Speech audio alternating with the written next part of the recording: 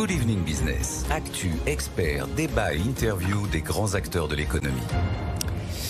Bonsoir Jean-Claude Maillard. Bonsoir. Merci d'être là. Vous êtes donc président de Figeac Aéro. Figeac Aéro, pour ceux qui ne le connaîtraient pas, c'est un des gros sous-traitants d'Airbus. Vous avez un point d'observation assez clé, en tous les cas, sur toute la filière aéronautique. J'ai beaucoup de questions à vous poser. Mais d'abord, question un peu politique. Je ne sais pas si vous avez vu ces sondages, notamment ça, c'est la Chambre de commerce, mais j'ai pu prendre celle de la CPME. Il y a 58% des patrons qui disent « Ouf, mes investissements !» Ils prévoient de les retarder, ils appuient sur le frein. Est-ce que vous allez appuyer sur le frein ? On a déjà appuyé sur le frein il y a quelques années. Oui, non mais là, avec le climat politique, quand vous le... Non, c'était ça ma question. Non, je pense que les Français expriment ou vont exprimer un mécontentement.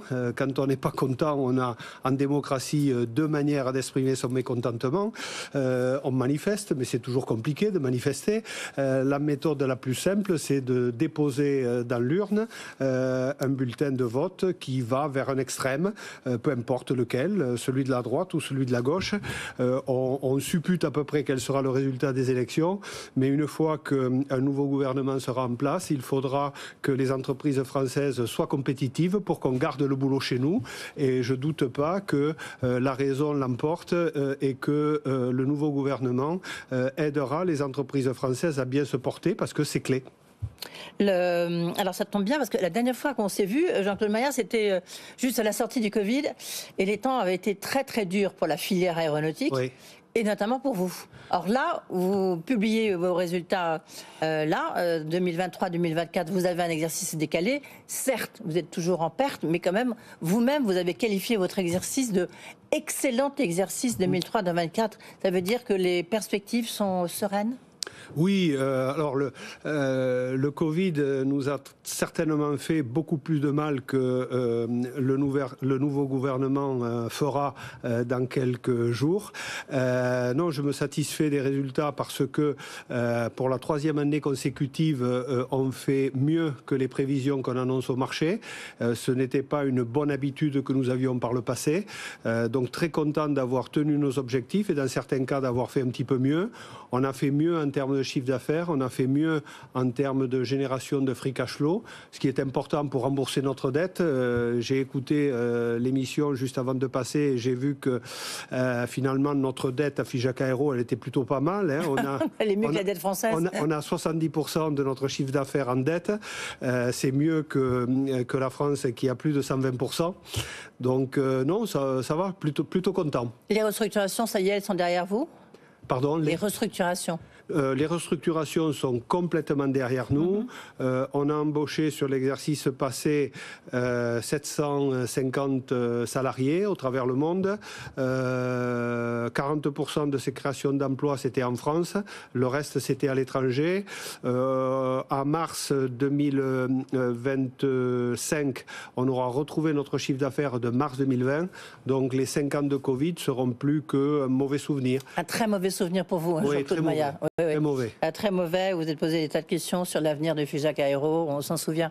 Un mot justement, parce qu'il y en a un qui est dans une drôle de crise. Bon, c'est Boeing, bien sûr, mais c'est son sous-traitant Spirit Aérosystème. Donc, il pourrait être racheté par Boeing. Vous avez en 2017, il vous a passé une très grosse commande de 600 millions d'euros, je crois, sur 10 ans. Ça fait 200 embauches à la clé. Est-ce que ça va avoir un impact pour vous ou pas ? Non, non. Il est question, c'est pas un scoop, il est question que Spirit soit racheté en partie par Boeing et l'autre partie par Airbus. Mes clients vont changer, ce sera plus Spirit mon client, ça sera Boeing pour les programmes Boeing et ce sera Airbus pour les programmes Airbus. Ça me supprime un intermédiaire. Pourquoi pas ? C'est plutôt positif. Et juste plutôt positif. D'accord, oui. Intéressant. Le trou d'air d'Airbus, vous avez suivi, j'imagine, ce qu'a dit Guillaume Faury en début de semaine, là. Un sacré trou d'air. Mais en fait, pourquoi ? Parce que la supply chain, dont vous faites partie, en fait, n'arrive pas à suivre. Je trouve que on est des Latins et on est des Français, on est excessif. Quand on n'est pas très content, on vote pour les extrêmes. On est excessif. Quand on voit Airbus qui se prépare à livrer 770 avions au lieu de 800, c'est-à-dire 4% de moins que sa prévision, on leur tombe dessus, on les pénalise et ils perdent 10 points sur leur cours de bourse, sur 100 milliards de capitalisation, ils perdent 10 milliards parce qu'ils font 4% du chiffre d'affaires en moins. Je trouve que la construction aéronautique est durement touchée. Mais il y a quand même, d'accord, on a compris que vous trouvez que voilà, c'est un peu excessif tout ça, qu'il y a quand même 770 commandes. Mais il y a un problème, il l'a dit, Guillaume Fauré, il n'y a pas si longtemps. Par contre, moi, il a dit qu'il y a un problème de supply chain, absolument. que ce soit en termes de matières premières, de compétences, et puis voilà, il faut délivrer, ils n'arrivent pas à délivrer, et vous non plus. Complètement d'accord avec vous, ça ne veut pas dire qu'il n'y a pas un souci. Le souci, c'est que après le Covid, beaucoup d'entreprises ont eu des soucis financiers et les fonds propres ont eu du mal à se reconstituer dans toute la supply chain aéronautique.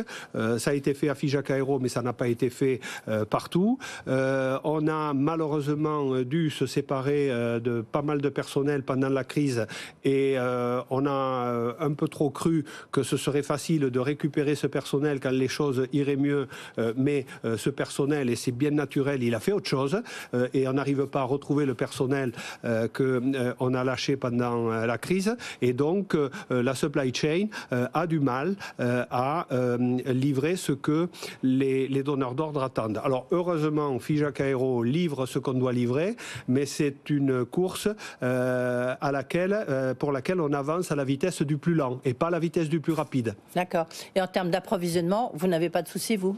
On a eu beaucoup de soucis sur le titane et les aciers.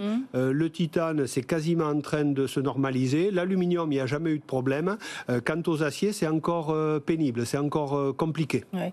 Juste en un mot pour clôturer cet entretien, Jean-Claude Maillat, l'année prochaine, la perte sera réduite à zéro, parce que là, vous l'avez réduit, mais c'est quand même encore 12 millions d'euros.